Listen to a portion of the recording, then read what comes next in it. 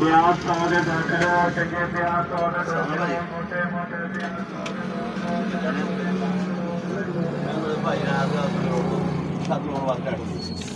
ਕਦੇ ਟਾਈਮ ਆਉਂਦਾ ਸੀ ਟਾਈਮ ਹੈ ਨਾ ਟਾਈਮ ਲੱਗਣਾ ਤਾਂ ਖੜਾ ਕਰ ਡਾਕਟਰ ਫਿਰ ਨਹੀਂ ਕਰਾਇਆ ਥੋੜਾ ਭਾਈ ਰੋਡ ਤੇ 6 ਮਹੀਨੇ ਪਹਿਲੇ 4-5 ਮਹੀਨੇ ਹੋ ਗਏ ਤਾਂ ਬੰਦ ਹੋ ਗਿਆ ਨਾ ਅਰੇ ਚਾਟ ਦੇ ਛੱਡ ਲਵਾਂਗੇ ਉਸੇ ਡਾਕਟਰ ਛੱਡ ਲਵਾਂਗੇ ਡਾਕਟਰ ਦੀ ਖੜਾ ਧੋਖਾ ਕਰ ਦਿੰਦੇ ਸੀ ਉੱਥੇ ਰਹਿਣ ਆ ਜੋੜਨ ਤੇ ਹੁੰਦਾ ਰਹਿ